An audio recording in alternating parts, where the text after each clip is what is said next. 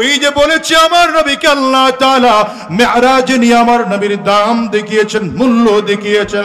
শুধু তাই নয়, মেরাজে যাওয়ার আগে আমার আল্লাহ তাআলা আমার নবীকে বাইতুল মাকদিস পর্যন্ত নিয়ে বাইতুল মাকদিসের সব নবীদেরকে আল্লাহ হাজির করলেন।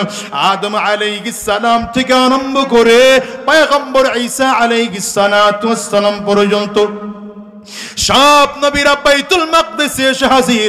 রাহমাতুল লিল আলামিন বলেন, আমি যখন তাকিয়ে দেখলাম, মেরাজে রওনা করলাম, বাইতুল মাকদিস পর্যন্ত গেলাম, আমার বুরাকের রশিটা জিবরিল পাথরের সাথে বাঁধলো। আমি মসজিদের মধ্যে ঢুকলাম, বাইতুল মাকদিসে ঢুকে তাকিয়ে দেখলাম সব ফেরেশতারা দাঁড়িয়ে আছে, সব নবীরা পর্যন্ত কাতার করে দাঁড়িয়ে আছে। নবী আমার বলেন, আমিও কাতারে দাঁড়াইয়া গেলাম। হঠাৎ করে আল্লাহর ফেরেশতা জিবরিল আমিন সব হাতটা ধরে ইমামতের মুসল্লা দাঁড় করাইয়া দিয়া ডাক দেয়, পয়গম্বর আজকের দিনের ইমাম দুনিয়ার আর কেউ না, আজকের দিনের ইমাম হলেন আপনি নবী মুহাম্মদুর রাসূলুল্লাহ। ও দুনিয়ার মুসলমান, আল্লাহ তাআলা আমার নবীকে ইমামতির মুসল্লা দাঁড় করাইয়া আমার নবীকে ইমামুল মুরসালিন ঘোষণা দিলেন। আমার নবীকে আল্লাহ তাআলা ইমামুল আম্বিয়া বলে ঘোষণা দিলেন, সাইয়্যিদুল মুরসালিন বলে ঘোষণা দিলেন, সাইয়্যিদুল আম্বিয়া বলে ঘোষণা দিলেন। ওই নবীর কাছে কোরআন নাজিল হলো। এই কোরআনের দাম কেমন হিসাব করো। যেই নবীর কাছে কোরআন নাজিল হলো, সেই নবী হলেন গোটা দুনিয়ার সকল নবীদের মধ্যে দামি নবী। যেই হেরা, যে গুহার মধ্যে কোরআন নাজিল হলো, কোরআনের প্রথম 5টা আয়াত নাজিল হলো, ইকরা বিসমি রাব্বিকাল্লাযী খালাক, খালাকাল ইনসানা মিন আলাক, ইকরা ওয়া রাব্বুকাল আকরাম আল্লাযী আল্লামা বিল কলম, আল্লামাল ইনসানা মা লাম ইয়ালাম। এই 5টা আয়াত যেই গুহায় নাজিল করা হলো, ওই গুহার দাম কত বেশি জানো? দুনিয়ার সব গুহার থেকে এই গুহার দাম বেশি। তাইলে বলো, কোরআন নাজিল কারণে কোরআন নাজিল হওয়ার কারণে রাতের দাম বাড়লো, মাসের দাম বাড়লো, ফেরেশতার দাম বাড়লো, নবীর দাম, নবীর মূল্যবান নবীর কাছে কোরআন নাজিল করা হলো, গুহার দাম বেড়ে গেল। আমি এই জন্য বলি, এই দুনিয়াতে এসেও যদি 1450 বছর পরেও যদি কেউ কোরআন মেনে নেয়, ওই মানুষটার দামও আমার আল্লাহ পাকের কাছে কম না বেশি? চিৎকার করে কত বেশি জানো? দুনিয়ার হাজার হাজার মানুষের মূল্য আমার আল্লাহ পাকের কাছে নাই, কিন্তু একজন মানুষের মধ্যে কোরআন আছে, ওই মানুষটার দাম আমার আল্লাহ পাকের কাছে অনেক অনেক অনেক অনেক বেশি। এই জন্য বলি বাজার, যারা কোরআন পড়তে পারো না, এই রমজান মাসে ওয়াদা করে বিদায় হও। রমজানের 30টা দিনে আল্লাহ পাকের কাছে দৃঢ় প্রতিজ্ঞাবদ্ধ হইবা, রমজানের 30টা দিনে আমরা প্রতিদিন 1 ঘন্টা করে কোরআনের পেছনে মেহনত করব। 30 দিনে আমরা সহি শুদ্ধ করে কোরআন পড়া শিখব। আর যারা কোরআন মোটামুটি পড়তে পারি, প্রতিদিন 1 পারা করে রমজানে তিলাওয়াত করব। যারা আরেকটু ভালো পড়তে পারি, আমরা রমজানে আরেকটু বাড়া পড়ব। আমি তো বলি মুসলমান, রমজানের মধ্যে বড় বড় আল্লাহওয়ালাদের কত চমৎকার ইতিহাস পাওয়া যায়। কেউ 10 খতম কোরআন পড়েছেন, কেউ 12 খতম কোরআন পড়েছেন, কেউ 20 খতম কোরআন পড়েছেন। আপনি আমিও যদি চাই রমজানে 2-4 খতম কোরআন পড়া সম্ভব কি সম্ভব না? চিল্লায়া বলেন। আমি তো মাঝে মাঝে বলি বাজান, এই যে দেখো, যখন সাহারি খাওয়ার জন্য উঠবা, সাহারি খাওয়ার আগে 1 পারা কোরআন শরীফ পড়ে ফেলো। যখন আবার সাহারি খেয়ে নামাজ পড়তে গেলা, ফজরের নামাজের পরে আর 1 পারা কোরআন পড়ো, 2 পারা কোরআন পড়া হয়ে গেল। আবার যখন কাজের মধ্যে চলে গেলা, মাঝখানে জোহরের নামাজ আদায় করলা। রমজান মাসে জোহরের নামাজের পরে খাওয়া দাওয়ার ব্যস্ততা থাকে না, ওই টাইমটা আবার আরেক পারা কোরআন পড়ো, 3 পারা কোরআন তেলাওয়াত হয়ে গেল। এইবার ইফতার করতে যখন বসবা, আধা ঘন্টা আগে ইফতারের জন্য রেডি হয়ে বসে পড়ো, আবার আরেক পারা তিলাওয়াত করো, 4 পারা কোরআন শরীফ প্রতিদিন পড়া হয়ে গেল। এবার যখন তারাবি নামাজে দাঁড়াইবা, হাফেজ সাহেবের পেছনে দাঁড়াইয়া দাঁড়াইয়া আল্লাহর কালামের মধুর তিলাওয়াত শুনতে থাকবার যুবক, চমৎকার করে শুনলা। 5 পারা তিলাওয়াত হয়ে গেল। রাতের বেলা আবার যখন তাহাজ্জুদ নামাজে দাঁড়াইবা, আবার আরেক পারা তিলাওয়াত করো। যদি কোরআনের হাফেজ হও, প্রতিদিন মিনিমাম 5 পারা 6 পারা করে তিলাওয়াত করো। দেখবা রমজান যখন বিদায় হয়ে যাবে, তোমার আমল নামায় 6 খতম কোরআন জমা হয়ে যাবে। এজন্য অন্তত আমরা কোরআন রমজান মাসে যারা পড়তে পারি না তারা শিখবো। নিয়ত করতে পারি কারা কারা? হাতগুলো উঁচা করে দেখান। কোরআন পড়তে পারি না, অন্তত কোরআন রমজানে শিখবো, আল্লাহ কবুল করো। আর যারা কোরআন পড়তে পারি, প্রতিদিন 1 পারা করে তিলাওয়াত করব, এটা কারা কারা ওয়াদা করতে পারেন? হাতগুলো তুলে আল্লাহ পাকরে দেখান। যারা কোরআন পড়তে পারেন তারা হাত তুলেন। আল্লাহ তুমি তোমার গোলামদের দিকে তাকিয়ে দেখো, এতগুলো মানুষ এই মজলিসের মধ্যে হাত তুলেছে, এরা কোরআন পড়তে পারে। আল্লাহ এরা প্রতিদিন মিনিমাম 1 পারা কোরআন পড়বে। আর যদি কেউ বেশি পারে সে 2 পারা পড়বে, আরো যদি কেউ বেশি পারে সে 3 পারা পড়বে, আরো যদি কেউ বেশি পারে সে 4 পারা পড়বে, আরো যদি বেশি কেউ পারে সে 5 পারা পড়বে, আরো বেশি পারলে আরো তিলাওয়াত করবে। আল্লাহ কোরআন আমাদের সিনার মধ্যে ঢুকিয়ে দাও। রমজান মাসে কোরআনের নূর আমাদের সিনার মধ্যে ঢুকিয়ে দাও। আয় আল্লাহ কোরআনের বরকত আমাদের সিনার মধ্যে ঢুকিয়ে দাও। আল্লাহুম্মা নাফির কুলুবানা বিল কুরআন ওয়া যায়্যিন আখলাকানা বিল কুরআন ওয়া নাজ্জিনা মিনান নারি বিল কুরআন ওয়া আদখিলনা ফিল জান্নাতি বিল কুরআন। আমিন কাওনা। আল্লাহুম্মা জাআলিল কুরআন লানা কারিনা ওয়াজআলিল কুরআন লানা মুবিকা ওয়াজআলিল কুরআন লানা সিতরাও ওয়া হিজাবাম মিনান নার। আয় আল্লাহ কোরআনের নূর আমাদের সিনার মধ্যে ঢুকিয়ে দাও। কোরআনের বিনিময়ে জাহান্নামের আযাব থেকে বাঁচাও। কোরআনের বিনিময়ে জান্নাত নসিব করে দাও। আমিন বলো, আমিন বলো, আওয়াজ করে চিল্লা আমিন বলো। আল্লাহ কোরআনের কারণে দুনিয়ার জীবনে ভালো রাখো, কোরআনের কারণে আখিরাতের জীবনও ভালো রেখো। ও বাজান বলে যাই শোনো, রমজান মাস হলো কোরআন নাজিলের মাস। এই মাসে কোরআনকে অবহেলা করো না। একটা আমলকে বাজে রাস্তায় ফালাইও না, একটা মুহূর্তকে বাজে রাস্তায় চালাইও না, একটা মুহূর্ত অযথা সময় নষ্ট করো না, বরং আল্লাহ পাকের কাছে ক্ষমা চেয়ে চেয়ে চেয়ে চেয়ে রমজান মাসটা কাটাও। বন্ধুরে ভালো করে শোনো, আজকে রমজান মাস পেয়েছো কিন্তু আমল করতে চাও না। আজকে আল্লাহ পাক তোমাকে নেকি অর্জন করার সুযোগ দিয়েছেন কিন্তু তুমি আমল করতে চাও না। কিয়ামতের ময়দানে যখন দাঁড়াইবা সেদিন তোমার বড় আফসোস হবে। কিয়ামতের ময়দানে মানুষগুলো যখন দাঁড়াবে একটা নেকির জন্য পাগল হয়ে যাবে। আরে এই নবীর উম্মতের বয়স তো খুব কম, অন্যান্য নবীদের হায়াত অনেক বেশি ছিল। কারো 1200-1400 বছর হায়াত ছিল, কেউ 1800-2000 বছর হায়াত পেতেন। পয়গম্বর মুসা আলাইহিস সালামের কাছে একজন মহিলা আসছেন 80 বছরের এক বাচ্চাকে নিয়ে। পয়গম্বর মুসার সামনে দাঁড়াইয়া মহিলা বললেন, পয়গম্বর আমার এই 80 বছরের বাচ্চার জন্য একটু দোয়া করে দেন যেন আল্লাহ তাআলা ওর হায়াতটা একটু বাড়াইয়া দেয়। মুসা আলাইহিস সালাম বলেন, মাগো আপনি আপনার 80 বছরের বাচ্চার হায়াত বাড়ানোর জন্য দোয়া চাইতে আসছেন, আপনার জানা আছে নাকি শেষ নবী মুহাম্মদুর রাসূলুল্লাহ সাল্লাল্লাহু আলাইহি ওয়াসাল্লামের উম্মতদের গড় বয়স হবে মাত্র 40 থেকে 60 বছর। মুসা আলাইহিস সালামের কাছে মহিলা এবার লক্ষ্য করে ডেকে বলছেন, পয়গম্বর আহুম ইয়াসনাউল বাইত, এই মানুষগুলো কি ঘর বাড়ি বানাবে না রাস্তায় ঘুমাবে? এ মুসলমান হিসাব মিলাও, অন্যান্য নবীর উম্মতদের হায়াত অনেক বেশি ছিল, অনেক অনেক বেশি, কিন্তু এই উম্মতের হায়াত খুব কম, মাত্র 30 বছর, মাত্র 40 বছর হায়াত পায়, মাত্র 60 বছর গড় হায়াত পায়। তোমার আমার নবী হায়াত পেয়েছেন মাত্র 63 বছর। এই 63 বছর হায়াতের মধ্যে কত দাম দেখো। দুনিয়াতে আমরা এসছি সবার পরে, কিন্তু জান্নাতে যাব সবার আগে। বলেন জান্নাতে যাব কখন? জান্নাতে যাব সবার আগে, এই দুনিয়া আসছি সবার পরে, কিন্তু জান্নাতে যাব সবার আগে। নবী মুহাম্মদুর রাসূলুল্লাহ সাল্লাল্লাহু আলাইহি ওয়াসাল্লাম বলেন, কিয়ামতের ময়দানে আমি নবীকে ডাকা হবে জান্নাতের গেট খুলে দেওয়ার জন্য। আমি আল্লাহ, আমার আল্লাহ তাআলা আমাকে ডাক দিবেন, হাবিব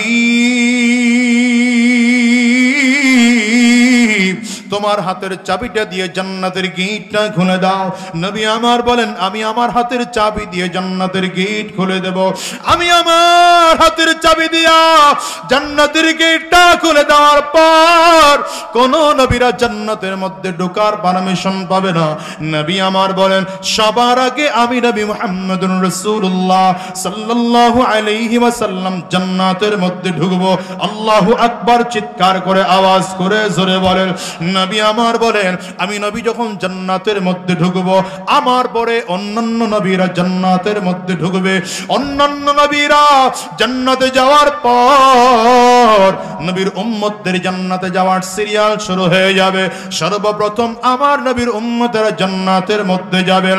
আমার নবীর উম্মতদের মধ্যে সর্বপ্রথম আবু বকর সিদ্দিক রাদিয়াল্লাহু আনহুর জন্য জান্নাতের 8টা দরজা একসাথে খুলে দেওয়া হবে। জান্নাতের 8টা দরজা একসাথে খুলে আমার আবু বকর সিদ্দিককে ডাকা হবে। নবী আমার ডেকে বলেন, ইন্নী লা আরাফু রাজুলাম বিইসমিহি ওয়া বিইসমি আবিহি ওয়া উম্মিহি লায়াতি বাবাম মিন আবওয়াবিল জান্নাহ ফায়ুকালু লাহু মারহাবান মারহাবা।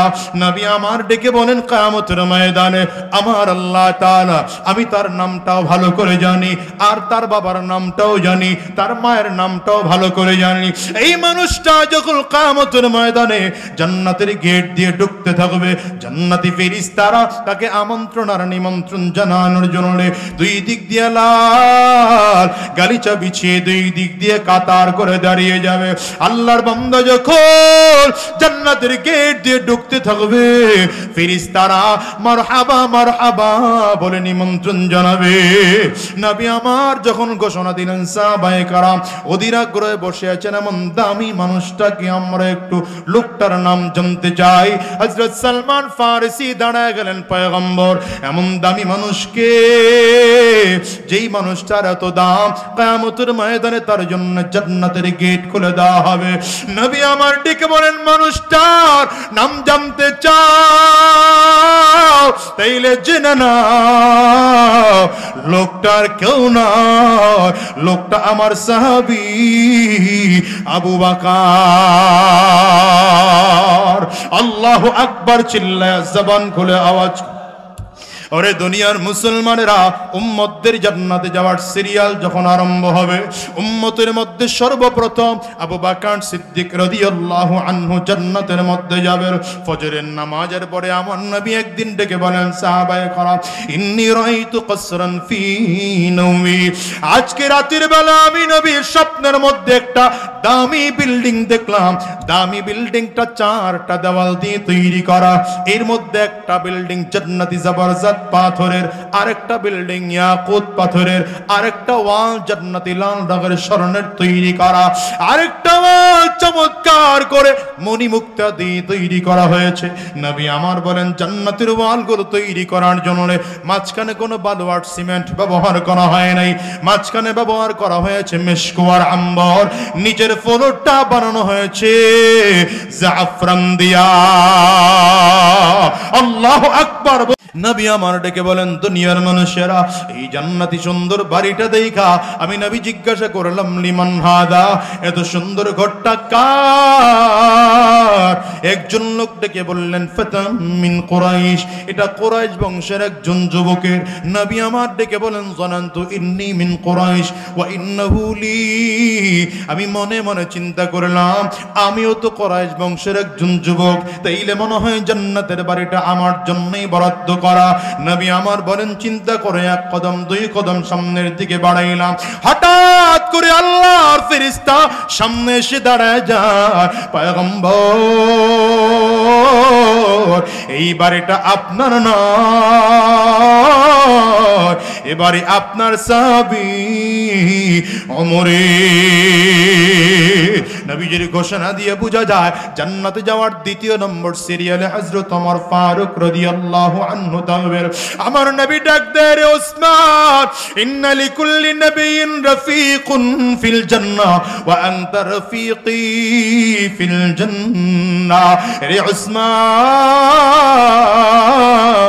আল্লাহ তাআলা কিয়ামতের ময়দানে জান্নাতের মধ্যে সব নবীদেরকে একজন সাথী দিবেন, সঙ্গী দিবেন, বন্ধু দিবেন।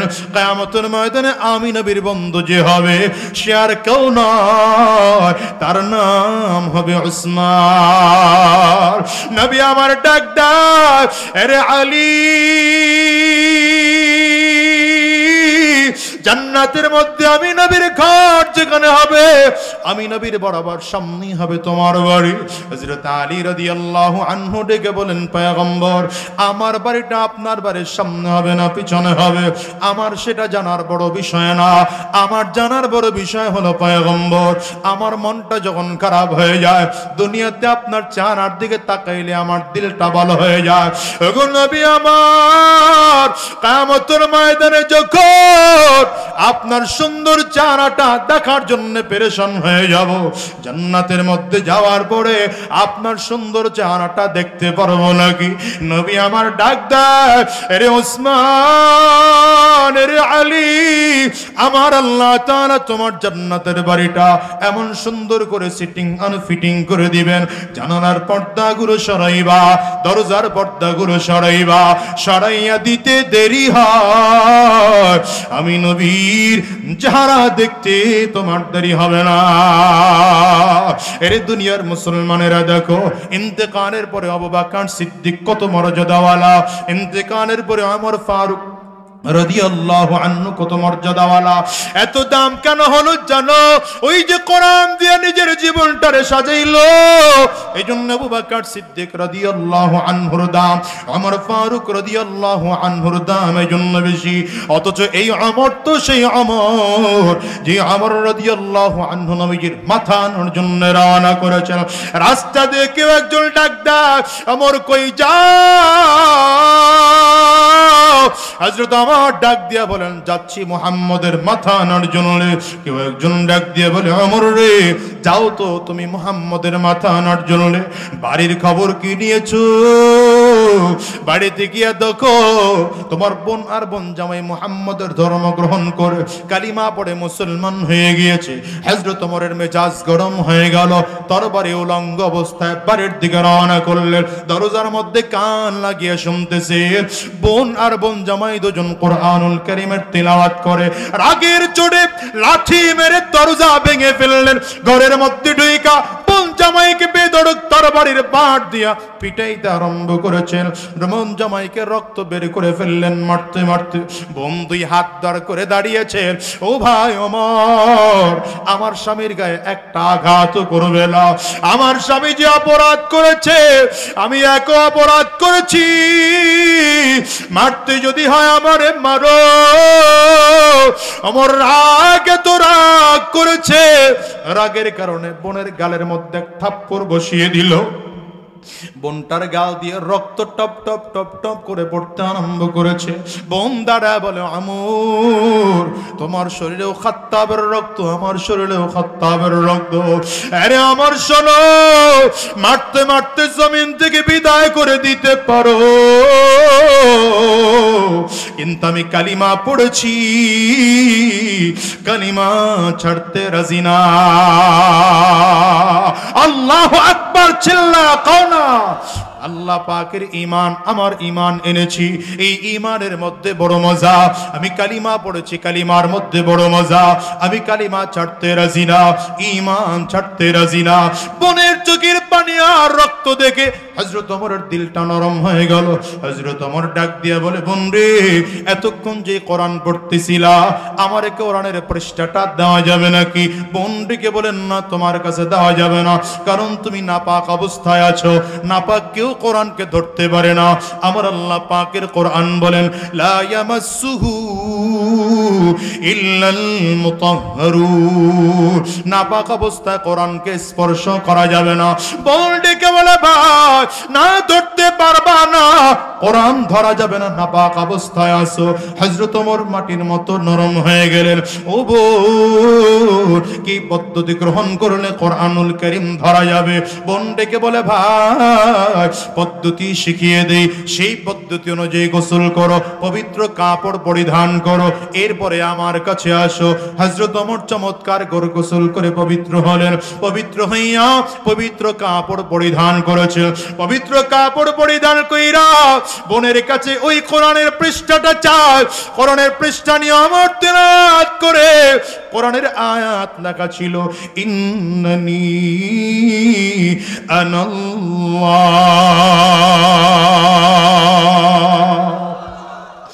ইন্নানি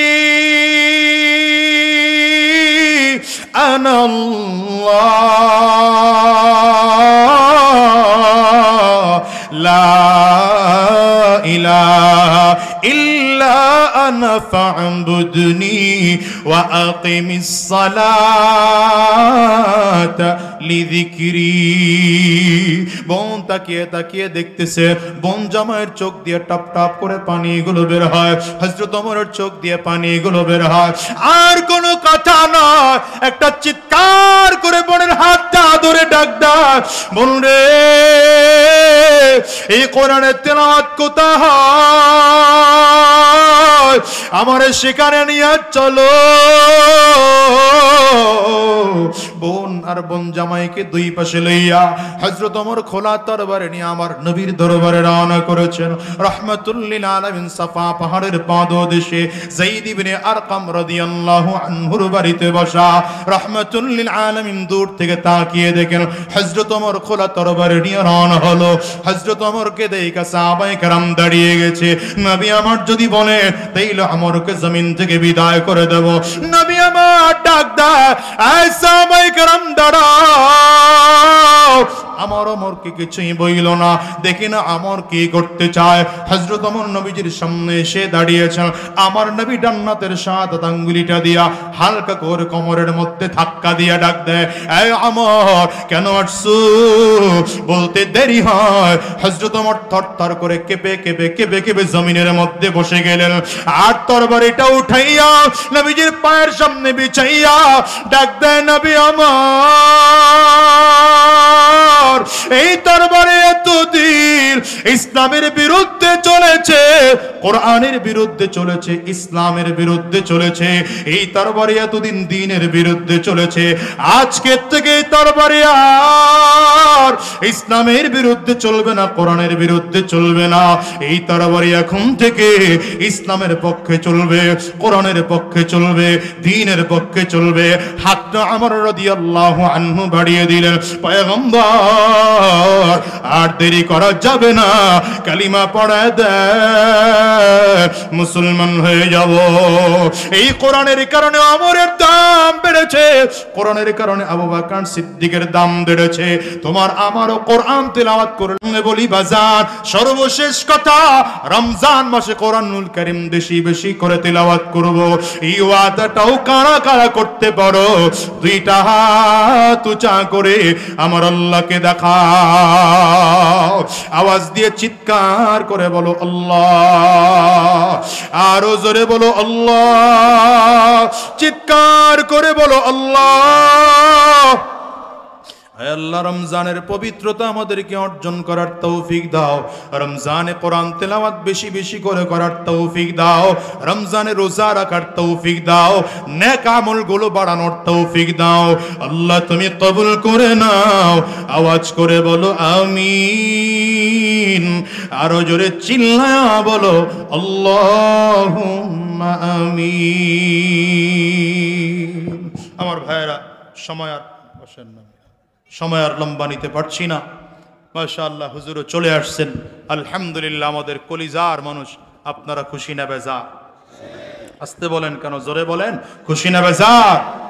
আল্লাহ কুয়াকাটা হুজুরের হায়াতে বরকত দান করুন, ইজ্জতে আরো বরকত দান করুন, গোটা দুনিয়ার মানুষের কাছে ইজ্জত আরো বাড়িয়ে দিক। আমিন বলেন, জোরে আমিন বলেন। আমি ভাঙা চোরা কথা যা বলেছি আগেই বললাম যে অসুস্থ শরীর, তারপরে যতটুকু চেষ্টা করলাম কথা বলেছি। আমার জন্য দোয়া চাই, আপনাদের জন্য দোয়া করি। ওমা তৌফিকি ইল্লা বিল্লাহ। আসসালামু আলাইকুম ওয়া রাহমাতুল্লাহি ওয়া বারাকাতুহু।